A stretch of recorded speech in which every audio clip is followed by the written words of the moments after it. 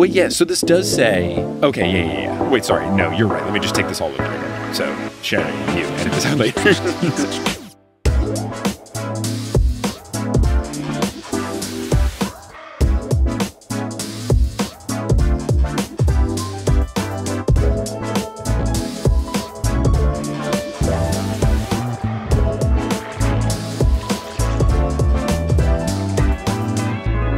What's good? Thank you so much for tuning in to another episode of The Newest Olympian. My name is Mike Schubert. I'm the titular Newest Olympian. I'm a 33-year-old man who never read the Percy Jackson books as a kid. I read them as an adult because I was on a quest to determine if society had been sleeping on the series. I said yes, and now I'm seeing if society has been sleeping on every other part of the Riordanverse. And I am here today for a special episode covering a particular story that this person called dibs on, so obviously had to say yes because it's our very own editor extraordinaire, Sherry Guo. Sherry, how's it glowing?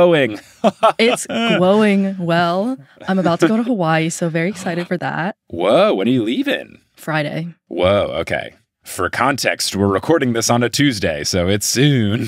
Very excited. That's cool. That's fun. Have you ever been? I have not been. This will be my first time. My mom has a work conference there, so the hotel's free. So there you always go. a nice perk. There you go. Cool. Well, I'm sure you will be the kindest, most respectful version of a tourist there and not the terrible people that do terrible things like buying islands, Mark Zuckerberg. But anyway. Yeah, I will not be buying an island. We're going to be covering...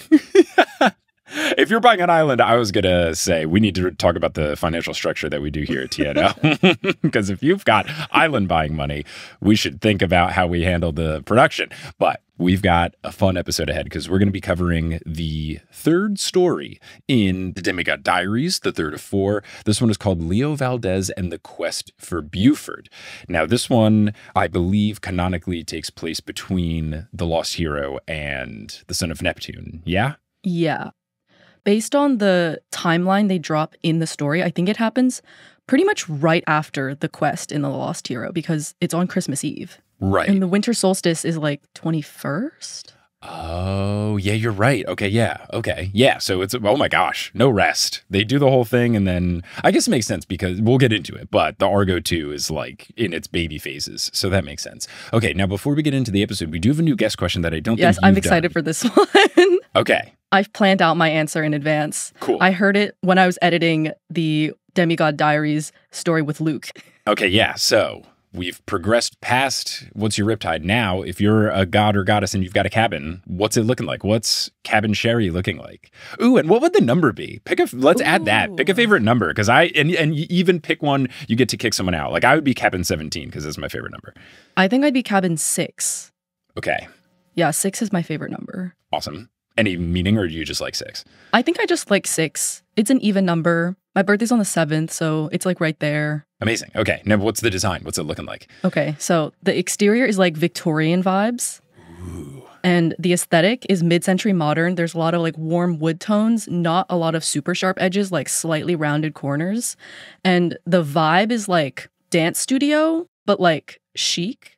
There's super tall ceilings, and there's also like a little like mini stage because the overall vibe is like playful court jester. I love this. But a little bit elevated from like full-on clown because I've realized at my core, I am a court jester. I love this. This is great. I love the dance vibes. Inspiration was like the whole world's a stage, you know? Yes. And also the color palette is like bright pastels. It's mostly light green. Basically, this is like the vibe of my room, but if I got to design a house from scratch.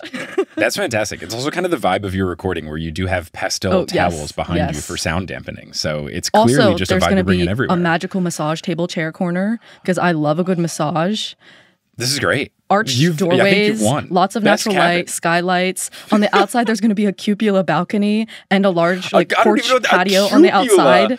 It's like a little attic balcony type thing, I think. The only reason I know this word is there's this book series I really liked as a kid called 21 Cemetery Road or something about this one ghost who lives in like this attic of a building that this grumpy old man buys, and then they sort of adopt this kid. I can't remember the plot fully, but I think it's called an epistolary novel where it's all a bunch of letters written to each other between the characters. So there's like no real dialogue. It's all through like written communication, newspaper clippings and stuff. This one author, I really liked her stuff, so I read all of her books as a kid. She also did the Regarding the Fountain series, if anyone knows those. I reread those quite often. Okay. Also another thing about my house. Sorry, I have a lot of notes on this. I was very excited for this question. This is the episode. As a kid, I spent a lot of my free time designing house floor plans on like builder websites. Oh, heck yeah. Oh, yeah. Yeah. Because I didn't have The Sims. I had that. Hey, you got to make do. Also, space-wise on the inside, it's like bigger than you would think from looking on the outside, and very like House of Leaves style, where like expands and contracts based on like the needs of the campers who practice the art of clownery. This is fantastic. For anyone wanting to know about the balcony, it appears to be called a cupola or a cupola balcony. When I typed in cupola balcony, it brought me to the website for some hotel called Hotel La Cupola, which must be a different word. But a cupola balcony, yeah, it's like a tiny little, it almost looks like an observation deck at a like 4th floor height or something. Right. It's like a residential observation deck where it's like you got a little bit and it seems to be like wrapping around all sides, which is it's kind of like a little tower. Yeah. Yeah. I like that because then you're not having to worry about your balcony facing only one direction. You can see sunrise and sunset. Oh, also, sorry, one more detail. You know those like on roofs of fancy houses, they have a little tiny deck that you can walk onto the roof. I think they're called like a witch's deck or something. Whatever the name is, one of those two. That might have been described. Was that the roof thing that they talked about in The Son of Neptune at Grandma's house? Oh, yeah, it is. It is. Okay, yeah, cool, great. And now with the Heroes of Olympus era of this podcast, I'm just learning more about roofs. That's my whole thing. Series 1, Greek mythology. Expanded on that. Series 2, roofs. Has Kelly expanded on it? Not particularly, because she does less residential stuff and more like big office building-y type things in her job. The big thing I've learned from Kelly is curtain walls. When you basically have a wall that's all glass, that's a curtain wall. And I know that because it's the coolest term. I love curtain walls. I'm here for it. Okay, we've talked about not Percy Jackson for long enough, so we should probably... Yeah, those are all my notes. Great. Good. I love it. Well, we're going to talk about Percy Jackson, specifically this story. Let's get into it. There is no Where We Last Left Our Heroes. I guess Where We Last Left Our Heroes was the end of The Lost Hero. And now we begin. And in the book, it has an image of a spray bottle on top of a moving, it appears to be 3-legged end table of sorts. And the first line in the story is, quote, Leo blamed the Windex. And just right away, I'm wondering what is going on. But okay, cool. Let's do it. And whatever is going on, it's putting his 2 months of work in jeopardy. Wait, 2 months? What is the timeline again? Oh, 2 months. Ho ho. Yeah, you're right. Does Rick know when he wrote things? Did he work on the Argo to... The Lost Hero, it does take place in December, right? It's not October. Can you look at the Riordan wiki for it? I'm afraid I'm going to go to the Lost Hero and then it'll be like, oh yeah, when... I usually, as my joke thing, say when Grover dies, but Grover still hasn't really shown up. So I don't know, like, I don't know, when Jason dies, you know, whatever. But like, no, Jason, and we can't go down this rabbit hole. But I don't want to Google it. I mean, the winter solstice is definitely in December. December 21st, at least in this year, 2025. Yeah, it's the winter solstice is the deadline, and they have like 4 days. Yeah. Technically, is he counting the 2 months as like when but they weren't on the quest for 2 months. They were on the quest for like a week. Yeah, when did he get to Camp Half-Blood? Like December 17th? What the hell is going on? He does say 2 months, right? Let me scroll to the top of the story. I know Percy disappeared in October, so maybe Rick just has timelines mixed up. Leo blamed the Windex. He should have known better. Now his entire project, 2 months of work, might literally blow up in his face, is the opening line of the story. Does he mean 2 days? Okay, Okay, what's very funny is it's pulled up a Reddit page where the title of it is The Lost Hero Timeline. Yes, spoilers do not read this. Okay, it says November, Jason goes missing. December 14th, Percy goes missing. The Lost Hero begins on the 17th. Okay, what? I swear Percy disappeared in October, though, because isn't the Son of Neptune saying that he was gone for 8 months? So, like, back from June, that's October. But I thought they said he was gone for 6 months. He's always talking about 6 months of his life being taken away from him. Maybe I'm misremembering, but I swear it's 8 months. I don't know. But if he did disappear in December, then Annabeth is correct that it was 4 months, and Percy's wrong that it was 2 months. Yeah, the arguing about the length of time dating is very funny to me. But yeah, okay. Rick has talked in the past about how he doesn't have a show Bible for Percy Jackson. Rick, invest in one. Anyway, just my 2 cents. What do I know? I don't know anything. He knows way more than me. He's so successful. Anyway, Leo Valdez. Leo paces around bunker 9, kicking himself for not knowing better. Jason tries to calm him down. Piper asks for a recap of what happened. And narrator Leo lets us know that he sent out a distress call. And these two responded very quickly, which put him at ease because he can't rely on anyone else at camp.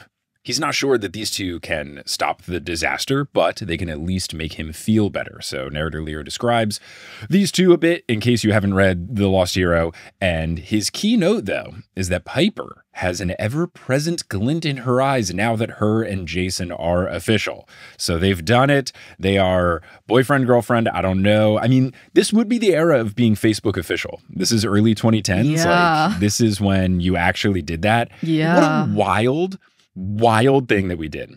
Absolutely nuts thing that happened where you would like officially register your significant other on Facebook, and then you would hope that everyone clicks like and comments on it when you do it officially. But then when you changed it back to single, Facebook put you on blast. Oh, really? I mean, it didn't say like Mike and Mike's girlfriend broke up, but it would just say like Mike Schubert changed his status to single. And it's like, ugh. So yeah, I remember by the time that was actually a thing for me, I feel like that happened I went to college from 2010 to 2014. I feel like the Facebook official thing happened in that range. And I thankfully had a relationship that lasted me like most of college. And then we did break up my senior year. By the time we had broken up, people realized this is wild that we're doing this. And people stopped doing it. So I think instead of going from... I remember people used to put fake ones to like throw people off the scent. As a joke. They'd make new accounts, or they'd be like best friend accounts where it was like clearly not a real person. And then It's Complicated was an option that you could do, a lot of them were It's Complicated. Yeah, I mean, that was always the joke one, is like you would make it It's Complicated with, like if I made It's Complicated with Johnny Frolicsteen, people would be like, ha, ha, ha. It's Complicated with Dr. Stephen Parra, ha, ha, ha. But what I ended up doing, I think I changed it from like in a relationship with girl I was dating to just do not display my relationship so that it didn't publicly make it there, which was like good for saving the embarrassment, but not good because there was a time when I didn't like ask a girl out on a date, but there was a girl, this is like months later, I was like talking to this girl and like in a way where if she was interested, cool kind of thing. Like it was like, hey, let's like grab dinner. But like truly like we were talking about getting food before a football game. And one of my friends was like, lol, so-and-so just asked if you and your girlfriend broke up. And I was like, that was months ago. But it was like, maybe it would have been better if I put the word out. Mm-hmm. I don't know. Terrible stuff. Facebook. Oh my God. So they're official. Piper's super stoked about it. Leo takes a deep breath and says, okay, guys, this is serious. Buford's gone. If we don't get him back, this whole place is going to explode. And this is great because it's clearly setting up who's Buford. And yes, Piper asks, who is Buford? She unintentionally uses charm speak to calm Leo down, and it does work, which is funny. I would like this ability for myself. Oh, yeah. That'd be good because... Not even like necessarily for calming. Just like I would like to physically tell my muscles to like calm down. Because a massage only works for like a couple hours. I mean, part of it is I have terrible posture, but I would love it if my muscles would just stop like being tight. Yeah. I would like the charm speak on myself because I definitely am a talk to myself when I'm stressed person. I will definitely be like, all right, come on, let's figure this out. Come on, come on. Like I'll try to hype myself up, calm myself down, do whatever. So yeah, if I had charm speak, that would be quite nice. Leo leads them through Bunker 9 to the staging area, and he passes a large metallic jumbotron that he tweaked to say, Merry Christmas, all your presents belong to Leo. And my thought here is he's doing all of these things. Aren't you supposed to be making the Argo too? Like, you have a big task at hand, my guy. But this is how ADHD works. You distract yourself with other projects because it's productive procrastination. I'm glad that you said that because I did write in my notes, oh, wait, ADHD. But because I don't have ADHD, this is how I make our projects. Even not ADHD, I get productive procrastination. Like, you know, I'll be working on a thing, even if it's not like another creative thing. It's like, you know who's got to do all the dishes? Me. Yeah, I sometimes even use it as like a reward system. Oh. Especially like right now I'm trying to pack for this trip. Packing for me is a nightmare. Every time I have like things strewn everywhere, it seems like I'm making no progress for like 3 hours. And then suddenly in 10 minutes, everything's just like done. But it was like half the toiletries are packed, half of these clothes are packed, half of my shoes are packed, but everything's just kind of open and sprawling. Last time I went on a trip with my sister, also when my mom had a work conference, she took a time lapse of me standing over my suitcase, rearranging how I put things in the packing cubes for 10 minutes. It looked like I didn't move because my arms were just like kind of flapping back and forth, like, where do they go Tetris-wise? It's important. The way in which you line up stuff in your suitcase can be huge. You CNC also me when I'm leaving for a trip versus me when you're like during the trip, if you're switching from location to location, or even me if I've like packed a suitcase for a live show and then I've even taken some stuff out because I don't need to bring like all my change of clothes. It'll just be like the merch and stuff. And then somehow when I'm packing it, going from the hotel to the venue, it's like, how's the suitcase full? I took out 2 pairs of shorts and extra socks and underwear. This doesn't make any sense. So I get it. Also, if you need an insider tip to help packing go quicker, especially if you have a big trip that you're excited about, keep a notes app on your phone and just like as you think of what you want to pack and bring and wear and stuff, just like slowly start adding to it. And then when you have packing day, then you're like, oh, boom, I already have thought about what outfit I'm going to wear on each day. But what if you need 14 backup outfits? I mean, look, oh no, I do this because I need 14 backup outfits. You got to do it. You got to do what you got to do. Also, I don't normally pack for more than like 3 to 4 days in a carry-on, but I don't want to pay for a checked bag. Oh, yeah. I've packed only half my clothes, and it seems like the suitcase is full. I don't know how this is going to work. We're just going to hope the compression does its job. The compression stuff does, and I won't shout out a particular suitcase brand that did sponsor Potterless, but has not come back into the mix, but if they did, I would talk about it because it's a good suitcase. But anyway, let's get into the story continuing. Leo brings them to the Argo 2, and narrator Leo says, quote, at the moment, it didn't look like much. The keel was laid, a length of celestial bronze carved like an archer's bow, 200 feet from bow to stern. The lowest hull planks had been set in place, forming a shallow bowl held together by scaffolding. Masts lay to one side, ready for positioning. The bronze dragon figurehead, formerly the head of Festus, sat nearby, carefully wrapped in velvet, waiting to be installed in its place of honor. So narrator Leo lets us know that most of his time has been spent working on the engine itself. Leo jumps into the hull. Jason and Piper follow. He points out the problem. They have no idea what's going on. There's all this very complex engine jargon, and it's this whole thing. As a former engineer, did that make sense to you? No.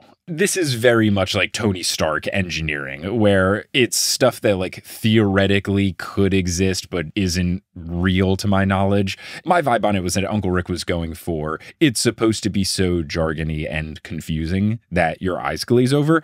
I mean, he says, quote, it was a thing of beauty, a bronze sphere the size of a basketball. Love that. Its surface bristling with glass cylinders so it looked like a mechanical starburst. And of course, then I was like, ooh, the candy. Gold wires ran from the ends of the cylinders connecting to various parts of the engine. Each cylinder was filled with a different magical and highly dangerous substance. The central sphere had a digital clock display that read 6621. The maintenance panel was open. Inside, the core was empty. It's not anything that's like real engineering. They have not described how this is going to actually power anything. It's just got some wires and juices and an empty core. And you're like, okay, sure. Let me get the arc reactor from Iron Man and put it in. I mean, that's basically what it ends up. Yeah. Yeah. And then Jeff Bridges goes, Tony Stark was able to build this in a cave with a box of scraps. It's the best line in any Marvel movie. It'll never be topped until the end of time. So yeah, engineering-wise, this was a bunch of nothing. Leo asks Piper and Jason if they want the long version or the short version of what's going on, and Piper says the short version, and then Leo continues. The syncopator, yeah, that's a word. The syncopator goes here. It's a multi-access gyro valve to regulate flow. I mean, I guess, but like, it's still vague enough that that doesn't mean anything. The dozen glass tubes on the outside, those are filled with powerful, dangerous stuff. Okay, yeah, tell me more. That glowing red one is Lemnos fire from my dad's forges. This murky stuff here, that's water from the river Styx. The stuff in the tubes is going to power the ship, right? Like radioactive rods in a nuclear reactor. But the mix ratio has to be controlled, and the timer is already operational. I don't know. I did different engineering, but this all sounds like nonsense. Like, yes, it is magic inherently. He's talking about magical things, but like, I don't know, man. This doesn't sound real. So Leo taps on the clock that now reads 65:15 and says that without the syncopator, an explosion will happen when that clock strikes 0. I do think that is real. Like, a syncopator is something that you do need to make sure an engine works properly. And I guess if you are going with a comparison to a nuclear engine, then yes, if not done properly, it would be a bomb. So I think like in a grand big picture scale, yes, but I did not study nuclear engineering. Feel free to shoot me an email if you did. Piper asks for an even shorter version, and Leo responds, fine. 1 hour, fluids mix, bunker goes kaboom, 1 square mile of forest turns into a smoking crater. And Piper, taking the no stupid questions approach, asks, can't you just turn it off? And Leo starts with a sassy, gee, I didn't think of that. But then he explains that the engine has to be assembled in a certain order, in a certain way, and things have been put into motion that cannot be undone. Leo needs to install the syncopator before the fuel goes critical, and the problem is that he lost the syncopator. Jason asks if Leo can pull an extra one out of his tool belt, but Leo shakes his head. He explains that it took him a week to make it, and of course he does have a spare, but that spare, sadly, is also lost because, quote, they were both in Buford's drawers. Now, from a perspective of having a backup, like, this is not smart. Your backup thing should always be in a different thing. This would be like if you had an external memory card or an external hard drive or something in the same place where you keep your laptop. Like, you can't do that. You got to put it somewhere else. Now, Piper, who's on top of things, asks again, who is Buford? And adds, and why are you storing syncopators in his drawers? And drawers is fun here because if you don't know that Buford's a table, you do have the possibility of thinking we're talking about stuff in some guy's underwear. And also, Leo, what are you doing, man? Well, yeah, like then it's like, Leo? Why is this syncopator? Leo? Leo rolls his eyes, which is absurd to do here because he is not being clear at all. He states that Buford is a table, and Jason responds, a table named Buford. And then the book goes, yes, a table. Leo wondered if his friends were losing their hearing. A magic walking table, about 3 feet high, mahogany top, bronze base, 3 movable legs. I saved him from one of the supply closets and got him in working order. He's just like the tables my dad has in his workshop. Awesome helper, carries all my important machine parts. And like, yeah, that sounds really cool, especially if you're going to be in a big warehouse working on a bunch of stuff. Having a moving table, that is quite convenient. So I can see why this is an important thing to have around the workshop. Piper asks what happened to him. Leo gets a bit choked up and explains that he got careless and polished him with Windex, and then Buford ran away. Jason is dumbfounded, saying, let me get this straight. Your table ran away because you polished him with Windex? Jason doing a great job Windex is not for furniture, especially wood furniture. So here's the thing. Here's what's wild, because I made the same point in my notes. Leo responds, I know I'm an idiot. He says he cannot believe that he forgot that Buford only likes Lemon Pledge, which is for furniture, with extra moisturizing formula. Not a version of Lemon Pledge to my knowledge. And this is all well and good, but the simplest answer is that Buford is not a glass table, and Windex is for windows and glass, not for tables. And if you read 2 sentences prior, it says he has a mahogany top. So it has nothing to do with like, oh, I forgot the lemon pledge. It's like, no, dude, use Windex on not a window. Like, that's the problem. That's why he's upset. I'm sure he would be at least manageable. He'd be okay with a lemon pledge without the extra moisturizing or something else for furniture. But like, you sprayed the wrong thing also, on the thing, man. Man. Windex leave like weird streaks on nice wood? Yes. Yes, it could potentially stain it. I don't know. You don't throw Tilex on windows. Like, there's Windex is for windows. That's the problem. And Leo says that he was distracted and thought Buford might not notice. He's a table. He's a wooden table. Of course he's going to know. Piper recounts that the task at hand is to find a runaway table within an hour or they all go kaboom, and Leo confirms. Jason says that they should tell the other campers because they might have to evacuate them. And Leo doesn't want to do this, pleading with the other two that the explosion would only destroy the woods. But then he adds that he's only 65% sure about this. And that is a failing grade, Leo Valdez, so that is not good enough. That's not good enough. That's pretty much a 1 in 2 chance of failure. It's not what you want. The real reason is that Leo's embarrassed and he doesn't want the others to know how badly he messed up. And honesty is always the best policy. This is a very teenager reaction, but come on, man. You got to just be upfront. But Jason and Piper look at each other. The clock ticks to 59 minutes and then Jason goes, fine, but we better hurry. Jason, no, you're supposed to be good generic hero boy. And good generic hero always picks the most boring answer, which is evacuate the camp. What are you doing? Come on. He has Percy vibes in this story. A little bit, yeah. Not as sassy. I don't think I ever feel like when I'm reading a Jason story, I'm like, oh, this is just Percy again. Jason's more of like the straight man here of like, you got a table named Buford, and Percy would be more like throwing quips back at Leo. Like Jason's just like an optimal straight man in an improv scene kind of thing. Just like someone's being ridiculous, I will point out the absurdity. Percy would go the next level and be like, I'm going to point out the absurdity and then make fun of you for it. Or Percy does the thing where he like just hears something and then mispronounces it. So, you know, like Buford to be like, what? You know, like that kind of thing. So they walk through the woods as the sun begins to set, and narrator Leo confirms that it's late December, which makes this timeline super whack. Camp Half-Blood's weather is magically controlled, so it's not as cold as it would be in late December in Long Island, but it is still cold. Leo can't believe that it's Christmas Eve, and he thinks that it's wild that he's been spending this whole break, 2 days, spending this whole break working instead of getting up to his normal Christmas antics, like dressing up as Taco Claus and leaving carne asada tacos around. That's a choice, Rick. That's a choice, man. That's a choice. Yeah. Now, that being said, if I had a friend who dressed up as Taco Claus and brought me carne asada tacos, he would be my best friend, because that is a good friend. Please, Taco Claus, come through. Now, the reason Leo's at work all the time is that he's never cared so much about a project before. Even with a June deadline, Leo knows that he will barely make it. And I can see why, because you're spending your time adjusting jumbotrons instead of building your big ship. And polishing a table incorrectly. I'm so busy making this Jumbotron say something that I gotta like, come on, man. Come on. Also, why does he even have Windex? This is a bronze ship. Where's the glass? I mean, I guess they'll have windows on the ship, but like, he hasn't described any glass existing. And there's yet. No way he's using Windex on Festus's head. No way. What are you doing? Ugh. Speaking of Festus, Leo also really wants to get Festus installed as the figurehead so that he can have his old friend back.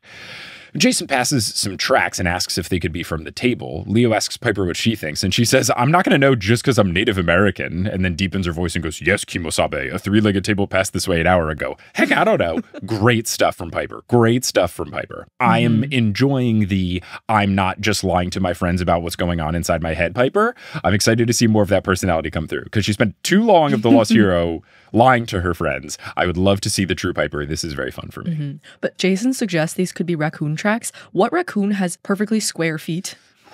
Or is Buford kind of like a claw-footed tub? Yeah. Looking at the illustration, he is claw-footed, but then there's rectangles under each. So maybe Rick had a different one in mind. That would be my guess. But maybe the illustrator was a little bit different. That would make sense for mahogany. Sure. Those usually have like fancy feet. Yeah. Isn't mahogany a fancy wood? It sounds fancy. If it's not, it's had me fooled. It's got great branding if it's not fancy, because it sounds so regal. Oh, mahogany. Like, come on. You can't just say like this table's mahogany. It's mahogany.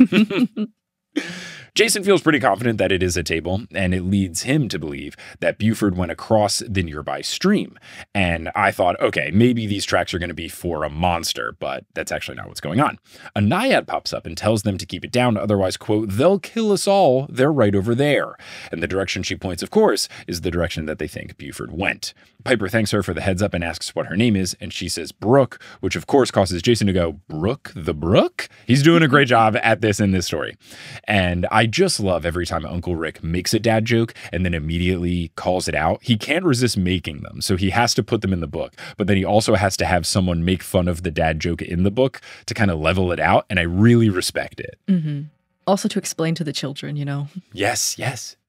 Piper hits his leg and thanks her again. Brooke replies, my crazy cousins, you can't stop them. They'll tear you apart. None of us is safe. Now go away. I have to hide. And then she returns to the water. Our team doesn't know who these crazy cousins could be, but they venture on. And it's very quiet. Then they arrive at a parking lot-sized clearing in the woods.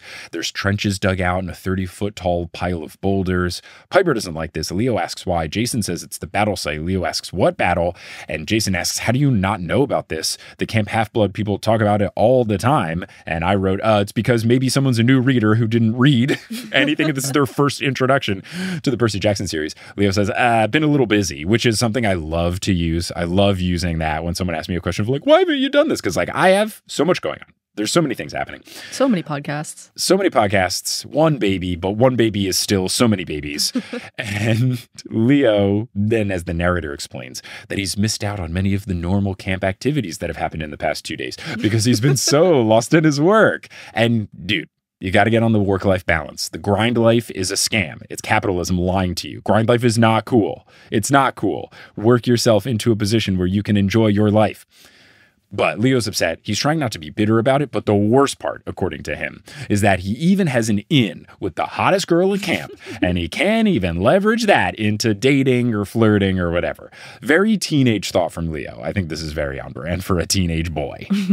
Piper explains that the battle Jason was referring to was the Battle of the Labyrinth, and that made me realize, oh, the rocks that's destroyed Zeus's fist, which is wild. I had completely forgotten about Zeus's fist. So now it really is just poo pile. It's very good. It's very good. I completely forgot about it, even though they've returned to Camp Half-Blood. Big whoosh. So that was a whoa moment for me. Piper says that the clearing has been considered cursed ever since the battle. Jason wonders how they will follow Buford's path, since there are no tracks here. Piper then spots him. Jason says, well, that was easy. Leo thinks it was too easy. And then he hears someone coming and grabs Jason and Piper to hide behind a rock. Narrator Leo says, quote, a dozen barefoot girls skipped into the clearing. They were teenagers with tunic-style dresses of loose purple and red silk. Their hair was tangled with leaves, and most wore laurel wreaths. Some carried strange staffs that looked like torches. The girls laughed and swung each other around, tumbling in the grass and spinning like they were dizzy. They were all really gorgeous, but Leo wasn't tempted to flirt. Which, whoa, the vibes must be bad. The vibes must not be good. Piper thinks that they're just regular nymphs, but Leo believes that they could be the aforementioned wild cousins. Piper thinks he might be onto something. Leo then notices their staffs are actually branches with giant pine cones on the end of them, and some of these staffs are wrapped in live snakes. Their laurels, speaking of snakes, are actually tiny vipers, not leaves, and their voices have a tone of ferocity in them. Jason asks if they're drunk. Leo thinks that they are acting like someone who would be drunk, but he thinks something else is up.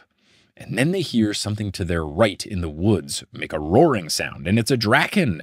Leo thinks that this is bigger and scarier than the things that are stocked in the woods, which are meant as challenges for the campers, which I had to be reminded was a thing because I have been playing on Patreon the Percy Jackson Nintendo DS game, which, yes, does exist. They made it in promotion for the movie, and there's a point where you get to Camp Half-Blood. The game's actually, like, fun. The plot is wild, but the mechanics are fun, and it's a game where basically the only, like, mechanic is fighting, and that's it. So they have to find a lot of excuses for you to fight stuff. So when you first arrive at Camp Half-Blood as Percy, you have to fight a bunch of stuff in the woods. And I was like, what is going on here? I can't believe they added this. And then people in the chat were like, nah, this is like a thing. And it was in the Lightning Thief. So confirmed thing. And check me out playing this wild game on Patreon. Available for all TNO patrons.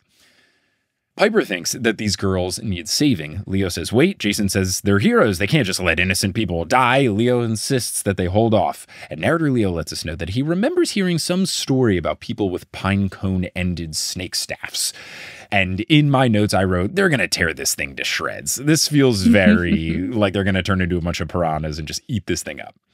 One girl notices the dragon. She approaches it cheerfully and asks if it's Dionysus. The dragon shoots flames at her feet, which she dodges. It chomps her arm, but she is completely unscathed. She says that he's not Dionysus and must join their party. And narrator Leo says, quote, Leo didn't usually feel sorry for monsters, but what happened next was truly horrifying. The girls threw themselves at the dragon. Their cheerful laughter turned into vicious snarling. They attacked him with their pinecone staffs, with fingernails that turned into long white talons, with teeth that elongated into wolfish fangs.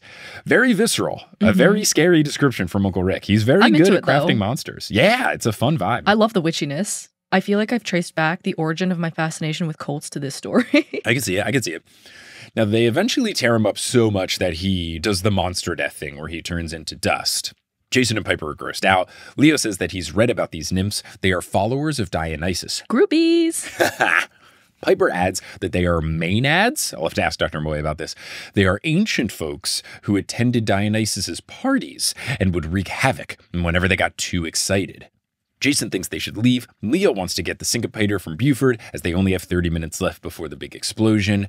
Jason thinks that he might be able to fly over to the table, but when he tries to channel the wind power, he thinks that the nymphs are messing with the surrounding air. And yes, this is convenient, but with them, I can kind of see this being a legitimate enough thing to where he can't use the power. Like, yeah, I'll take it, because I mean, I personally wouldn't fly over a fire either.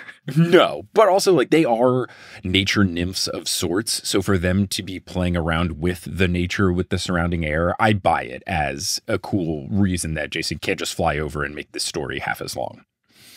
Leo and Jason are trying to formulate a plan when Piper gets their attention. The Maenads are approaching. A girl asks Leo if he's Dionysus, and Leo emphatically claims that he is. And I feel like this is a good point for us to take our mid-roll break.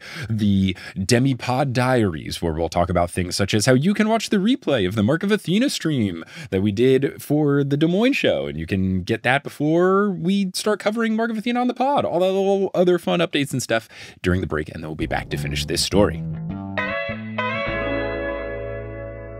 Hello and welcome to the Demigod Diaries Auxiliary Shubio edition. I'm in the Auxiliary Shubio, which is just our other closet that we just use for clothes and storage and stuff, but it's late at night and the baby's asleep, and thus I'm in the Auxiliary Shubio. So here we are with some updates. We've got updates for the show, the first of which is a scheduling reminder. We will conclude the Demigod Diaries coverage with our next episode next week with Kelly as the guest, and then the week after that, the last week of June, we're off because June is a 5-Monday month, and then after that, we will be back and we will begin our coverage of the Mark of Athena. If you cannot wait until then to hear my thoughts on the first couple of chapters of the Mark of Athena, you don't have to wait. You can get the replay of the Des Moines live stream over on the TNO Patreon, thenewslumpian.com/Patreon.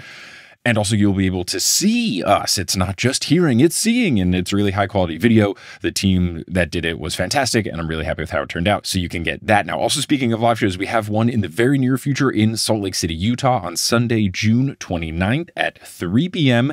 It's going to be a very fun show with Kelly as the guest, where we're going to be covering chapters 18 through 20 of the Mark of Athena. You can get tickets right now at thenewslumpian.com/live. Shout out to the folks who've already gotten tickets. And again, I'm sorry to folks that are under 21. This is the only venue that got back to me with the availability that I needed to line up with this trip. So I will try to do a return to an all ages venue, but for this show, that's all I could get. So again, that is June 29th at 3 p.m. on a Sunday. Now we will also be doing some other shows later in this year. Going to be in Missouri in August. Got a show in St. Louis on August 14th and Kansas City on August 18th. I'll be at Enchanticon in between. The TNO show is on Sunday at 11 a.m. And then I'm doing stuff on Saturday as well for Potterless and some other cool nerdy things. I think you can get 10% off tickets at enchanticon.com with the promo code Shoops. And then I'll be in Providence, Rhode Island on September 13th and Pittsburgh, Pennsylvania on September 28th. If you want to get tickets to those shows, you can also go to thenewestolympian.com/live. As we allude to in this episode, I do want to start doing more streams of me playing the Percy Jackson Nintendo DS game on the Patreon, and that's just available for all TNO patrons. So anything Demigods and above, $5 a month and above, you can watch me play that. I want to be playing it in bursts up into Enchanticon, because I think my Enchanticon episode will be me discussing that game. So if you want to see me playing that wild game, just join the Patreon, and I'm going to try to get more streams up there, as well as some other bonus episodes that I want to cook up, where I do things like answer questions that didn't get answered in live show Q&As, because I always get more questions than I can actually do on stage. So that's what's in store. And then I've been posting a good amount of director's commentaries and some other behind the scenes stuff. So there's a lot of goodies over at Patreon. I would, at this point in time, give a shout out to the folks who've joined the Patreon most recently, but no one has joined in the week since the last episode. So instead, I'll just say thank you to everyone. I really do appreciate it. It's super duper cool. Shout out to folks who have been pledged for a long time. Shout out to folks who do annual pledges. There is something I'm working on in the future as a thank you to folks who have annual pledges. So stay tuned for an announcement about that. I think I will announce it in the mid-roll break of the first Mark of Athena episode, but lots of cool stuff going on the Patreon. Now, if you're all caught up on the Newest Olympian and you're looking for some new content to consume, you are in luck, because I make a whole bunch of content, and I think you would enjoy the content that I make. One of the things that I think you would enjoy is a little podcast called Meddling Adults, which I am making progress on. We're doing some research for some new episodes. We've recorded the second episode of season 5, and we're putting together the work for other episodes, but it is a charity podcast. It is a comedy podcast. It is a mystery podcast. It is a children's mystery podcast where I host, guests compete in a contest to solve these children's mysteries,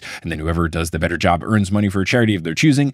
It's a really fun show, and I'm excited to put some more episodes into your ears. But if you want to listen to the episodes that are already out, you can go to meddlingadults.com, or you can search for Meddling Adults wherever you listen to your podcasts.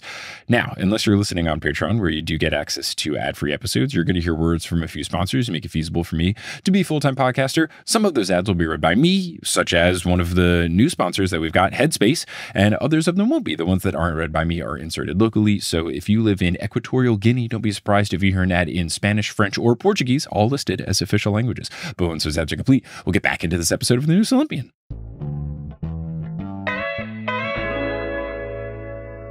And we're back. So Leo has said that he is Dionysus. The nymphs get very excited and they begin to prance around him.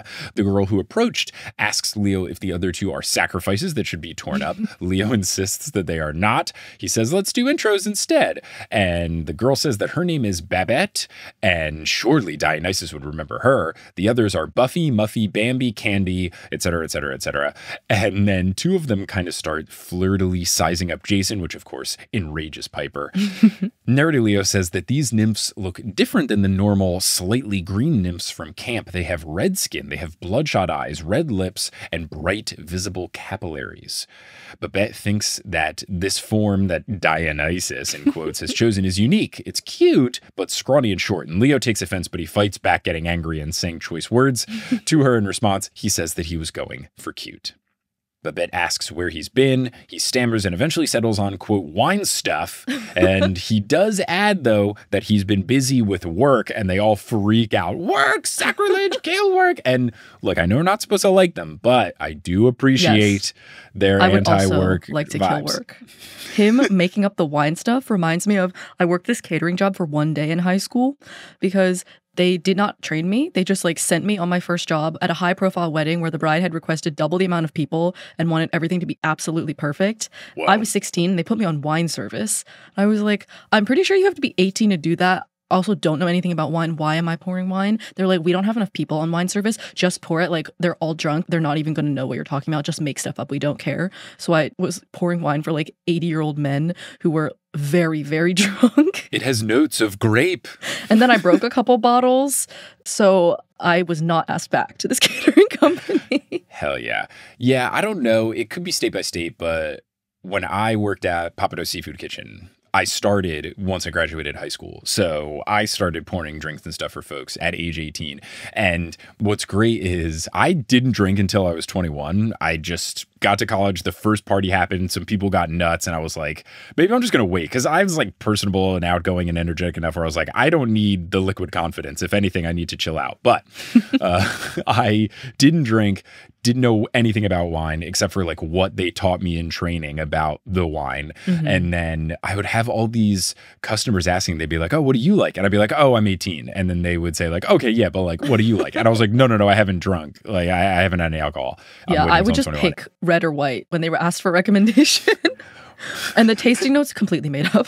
What I would do is I would basically pick the second or third thing above house wine. So it wasn't a huge upsell. So say I don't know, say it was $10. I'd pick the one that would be 13 or 14. Not recommend something too ridiculous. But then I would say oh, I've heard good things about the slightly more expensive one. So there was definitely a strategy. But yeah, people would elbow me and be like, no, come on, what do you drink? And I was like, I really don't. I promise. Piper screams that Leo meant partying, and it does work. Babette asks if Piper is a recruit. Leo says, no, she's my party planner. Babette is ready to strike because mortals cannot witness their sacred revelry. But Piper says, well, I could be a recruit. She asks, what do I have to do? Do I just have to be drunk? And they explain that they aren't drunk as they are underage, and I believe them. It turns out that they've been drinking eggnog, but doesn't eggnog? It's alcoholic. Yeah, I know you can make it without. And if you buy a carton of eggnog in the grocery store, it's not going to have booze in it. But if you're having eggnog at a party, traditionally, that's going to have rum in it, yeah?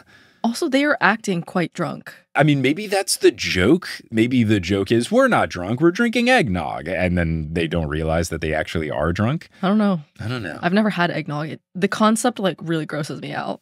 I feel like I didn't have it for a long time just because my parents were like, it might have booze in it. So just like, don't have eggnog unless we like know the source of the eggnog. And then I think I tried it at some point. I was just like, I didn't get it. Give me horchata every day. Do not give me eggnog. I'll try. Next time it's there, I'll try it. But I'm not a 65-year-old person. So I have not been at a party with eggnog. Yeah. Also, just... I'm white, but I'm not that white. I don't know if there's eggs in it, but it's definitely like a thick, white, creamy drink. And something about like thick, white, creamy liquids like puts me off. Ranch dressing, I also am like... No. Not about it. Not about it. But yeah, they've been drinking eggnog. Babette thinks that Jason must be a sacrifice in that case, so they should begin tearing him up. Leo says, why don't we just start with some appetizers instead? He suggests they could have taquitos or chips and queso or... crispy cheese and wieners. They're back. They're back. I'm so excited. Like, there's a long, long list of questions for me to ask Uncle Rick. And I say all the time that there's ones I'm going to ask him first.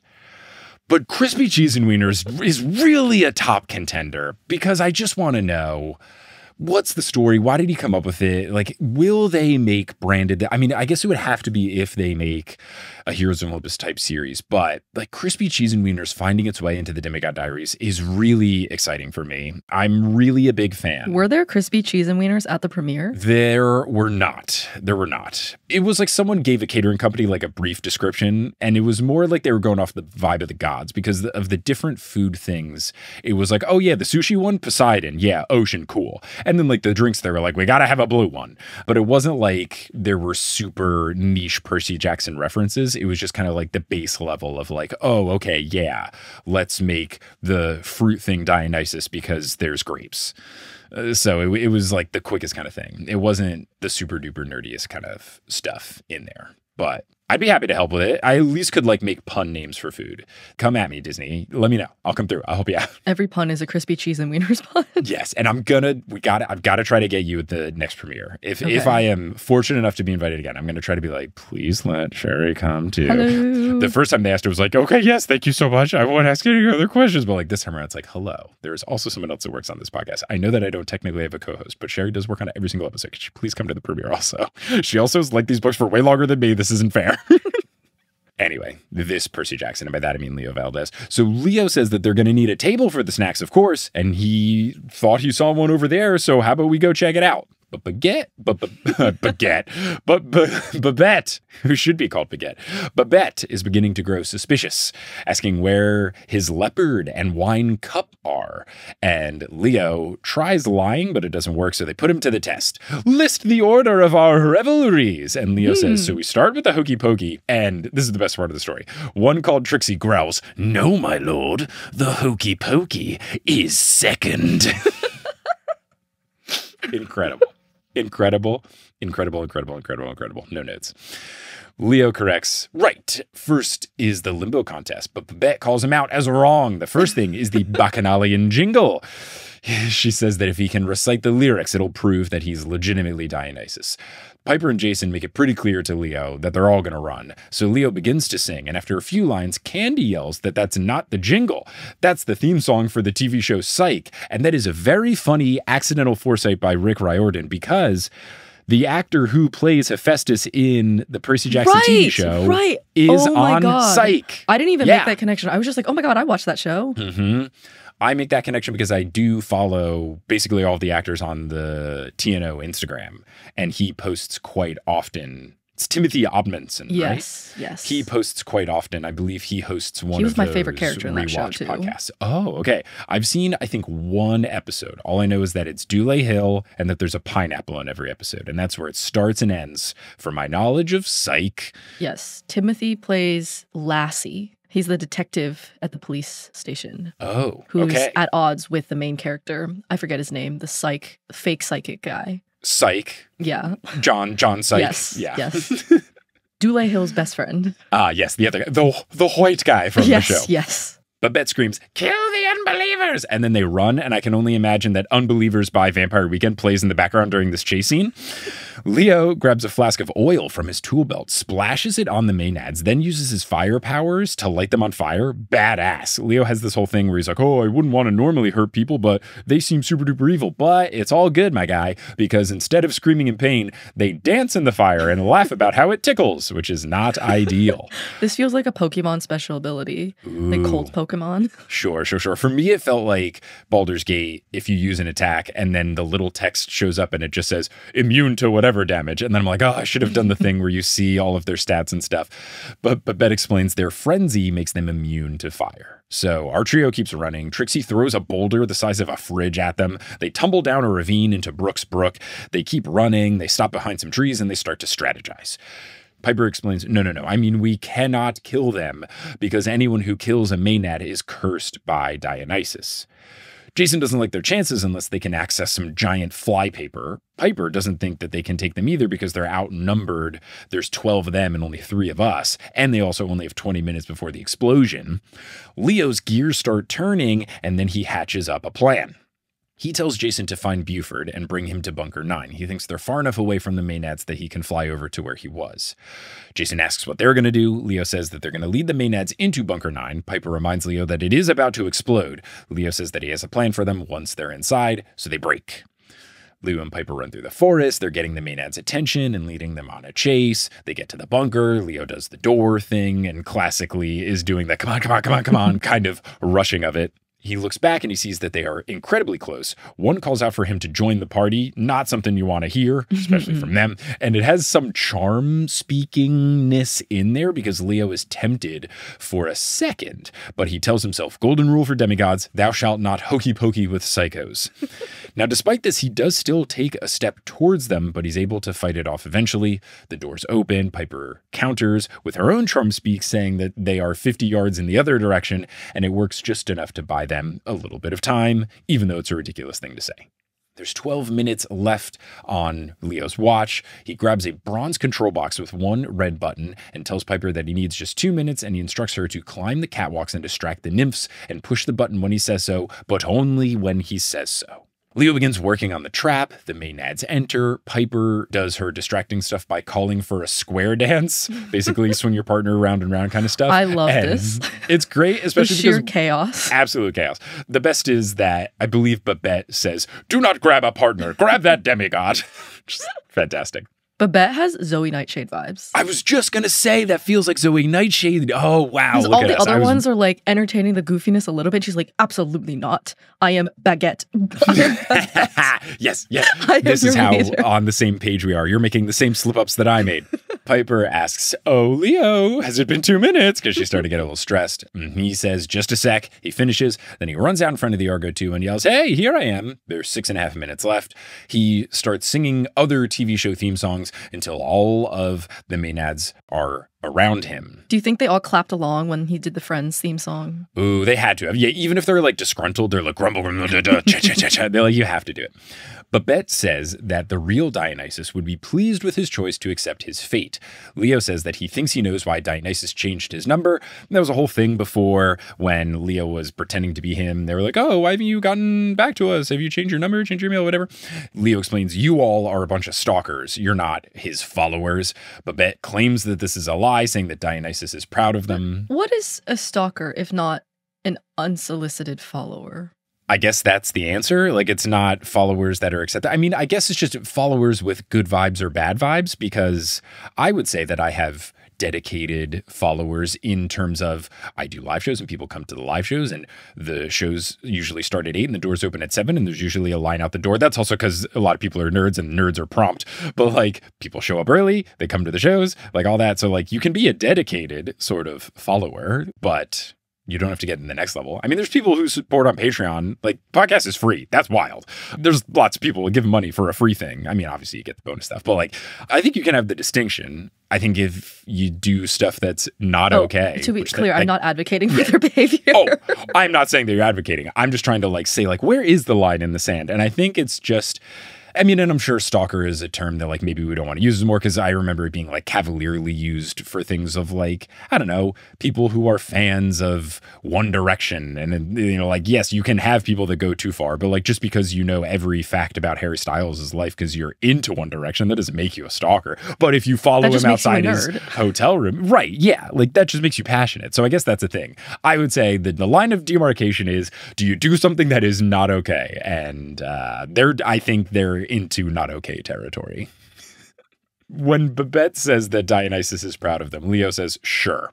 The Maenads want to kill. Leo gives the signal to Piper. There's a 3-second pause, but then it begins. Quote, all around the Maenads, pipes rose from the floor in blue-purple steam. The pneumatic tube system spit out metal shavings like glittered confetti. The magic banner above them shimmered and changed to read, welcome psycho nymphs.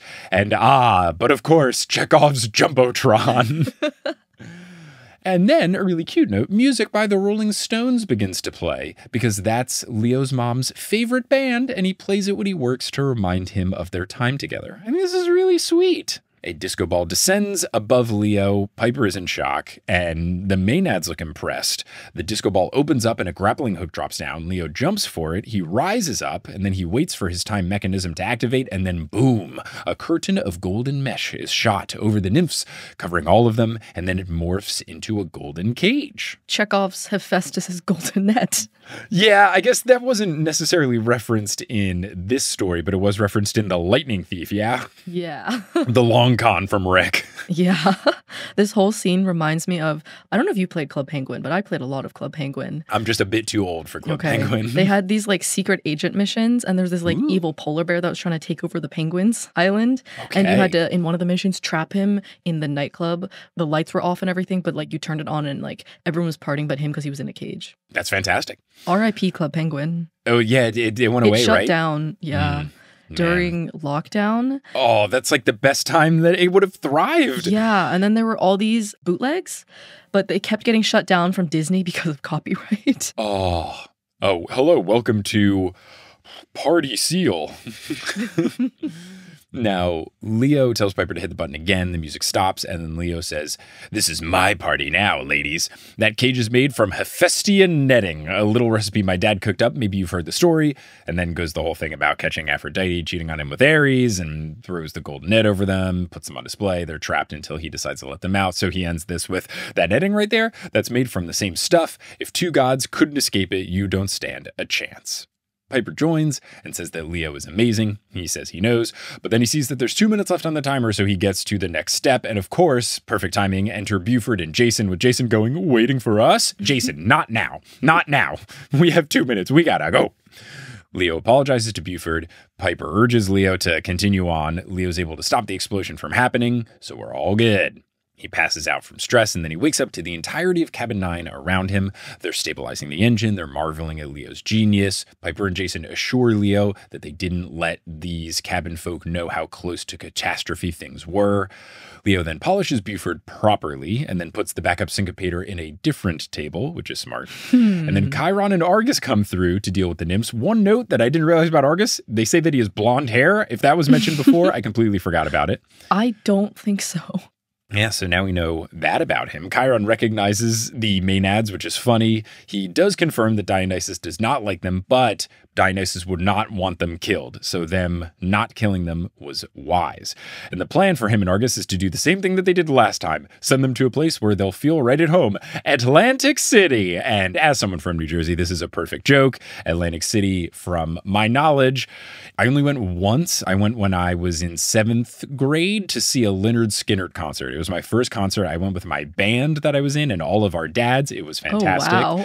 But I think that's the only time I've been to Atlantic City. I just know that it's basically like trashy knockoff Vegas, and it's not what you want. All I know about Atlantic City is what I've seen in TV shows. Right. And yeah, and I would imagine that its reputation is valid. Atlantic City is one of those cities that I like to say in New Jersey doesn't count as New Jersey. So when you have a map and they have the little black dot that's where a city is, it's actually a state border.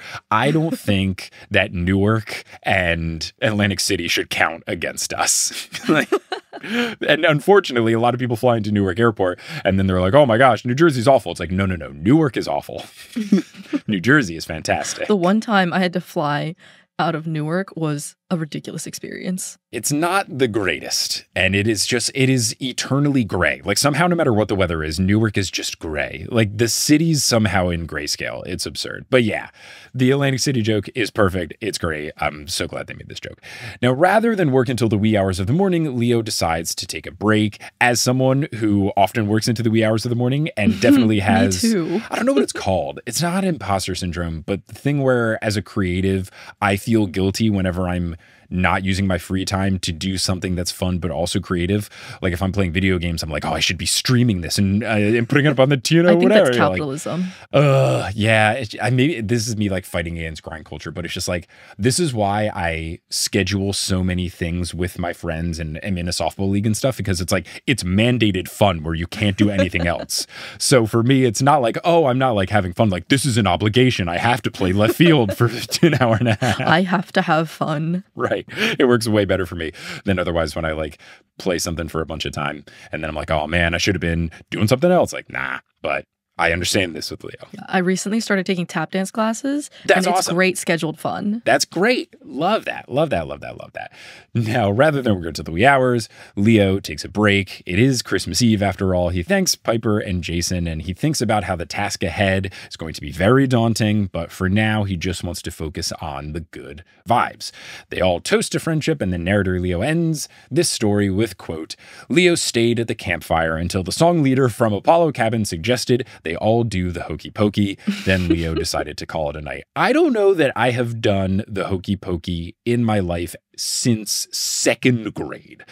So for Uncle Rick to be insistent on the hokey pokey continuing on is nuts. Like, it does feel very summer campy. I guess, yeah, okay. The summer camp I went to was nerd camp, so we did not have sing around the campfire. We did school for fun. Yeah, and the camps I went to was sports camp and then eventually only tennis camp. So we never did the classic camp stuff. I've never been to sleepaway, canoes in the lake camp. Yeah, nerd camp was sleepaway camp for me. Okay. We did not do sports. No, I did all the sports. And by that, I mean, did Girl Scout camp one year. Ooh. It wasn't overnight, but it was outdoor campfire-y style. And I feel like we did do the hokey pokey or something similar. Yeah. The chicken dance. Something like that, yeah. Mm-hmm. Yeah, I can't remember the last time I've heard it. Like, I guess because it is traditionally more for kids. Like, they don't bust out the hokey pokey at the wedding. It's a nursery rhyme. Yeah, okay, yeah. I was interested to see what the origin of the hokey pokey was, if it was Dionysus related or like Rick just wanted to throw it in there. And it's a nursery rhyme. It's an old English nursery rhyme. That tracks, because it is not good dancing. It's terrible. Oh, but yeah, I've not heard it in quite some time. I've not, you don't play it at a wedding or anything like that. Thank God. Oh my gosh. Like, you want something that's somehow worse than the Cupid Shuffle. Ugh. All right. But anyway, don't play the Cupid Shuffle at your wedding. Play the wobble. The wobble's the only good line dance. But maybe there's some other, but the wobble's the best line dance. Square, look, two-step. I'm no stranger to two-stepping and the line dances that go along with that. Definitely did my fair share in Texas. For some reason, can't figure out a two-step. So like partner two-stepping? Yeah. I just end up stepping on the other person over and over. The key is you just have to like make sure you and your partner are on like the rhythm. And like usually when I would go, you would like quick talk of like, are we doing 1-2-1-2 or are we doing the like 1-2-1 1-2-1 where you would go like side other side. Also apparently on like the East Coast and West Coast they do it differently. Oh, what happened? I don't know. I only know Texas. It's in the middle. Which side's which. I think one side they do like the two fast steps first, and on the other side they do the two fast steps second. And so that gets confusing too. Also. I don't know what it is. I cannot count music. I played the violin for 13 years, cannot count music. Which is why tap dance is great because I can practice counting music. Developing But skills. Something about the two-step, like, I can count fours, that's about it. Once there's like not 4 beats, it's so confusing for me. Yeah, the problem is it's like a 3-step thing, but the second part or the first part, I guess if you do the flip, like counts for 2 of them. So it is kind of tricky. But I guess you just have to make sure if you know the 4. Yeah, I see. I'm the opposite. I have incredible rhythm. I grew up like taking dance classes and everything. I play the drums. Like I've got I have good rhythm. Okay. I have bad counting.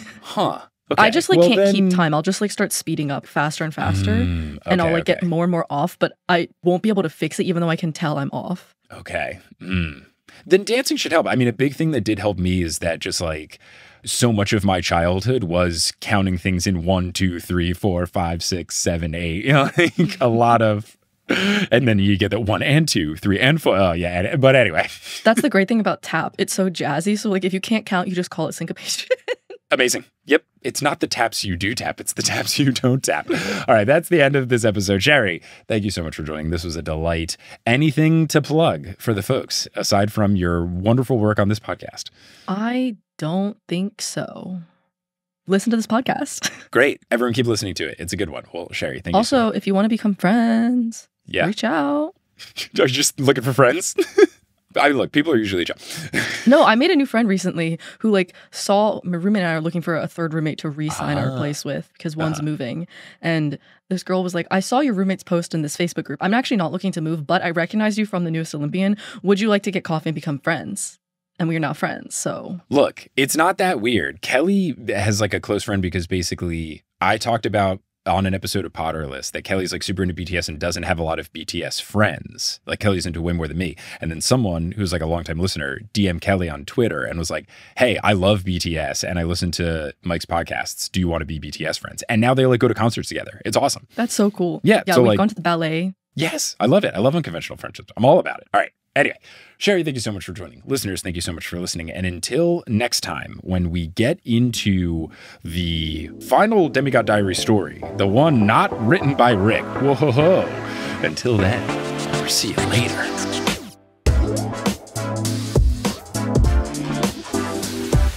Hello! Thank you so much for listening to this episode of The Newest Olympian. This podcast is created, hosted, and produced by me, Mike Schubert. I also run the social media and the website. Our editor is Sherry Guo. The music is by Bettina Campamanes and Brandon Grugel, and the art is by Jessica E. Boyd. If you really enjoy the show and you just can't get enough, there's a couple of different things that you can do. First, you can go to patreon.com/The Newest Olympian, and you can get access to all sorts of bonus content that I post on a very regular basis. You also can find us and get involved in the community on social media. We've got an Instagram, we've got a Blue Sky, we've got a Twitter, we've got a Facebook, we've got a subreddit, we've got a Discord that's available to all patrons. If you want to support the show, you can get merch at thenewsolympian.com/merch. You can see live shows at thenewsolympian.com/live, and you can check out the aforementioned Patreon. And speaking of, I want to give a shout out to our highest tier, the Ultra God tier patrons who are helping to produce this show with their financial support. So shout out to Kelsey Gillespie, Vicky Garcia, Frida Vikstrom, Megan Moon, Polly Burge, Nikki Harris, Tatiana Schmidt, Sandra Rose, Josh Sayer, Abby Ryan, Marco Redhouse, Sam Reeby, Mrs. O'Leary, Milo Kim, Sandkopf, Rayla Matthews, Sky Mallory, Persasabeth, Aiden Parziani, Grace, Ginger Spurs Boy, A Cup of Solace, Bradamus Prime, Skylar Sisters, Scott Sheldon, Natanya Page, Ann M. Thayer Cohen, Bella, Percy Jacked Son,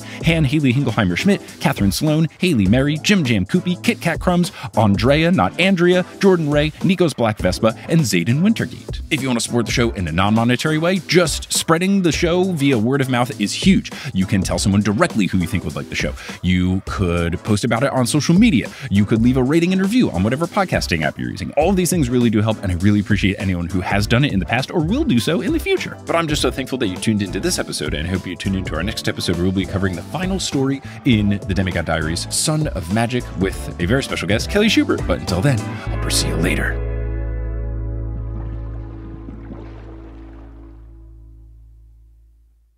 Hey everyone, how's it going? It's me, ASMR Mike. So here in the auxiliary studio, it's more of a proper closed closet. And one of the things that I have directly to my right is a drawer set. It's got 4 drawers where I keep socks, underwear, shirts, shorts, all that kind of stuff, athletic wear. So I'm just going to open and close these drawers. And that's going to be the ASMR Mike segment for this episode. Thank you so much for listening.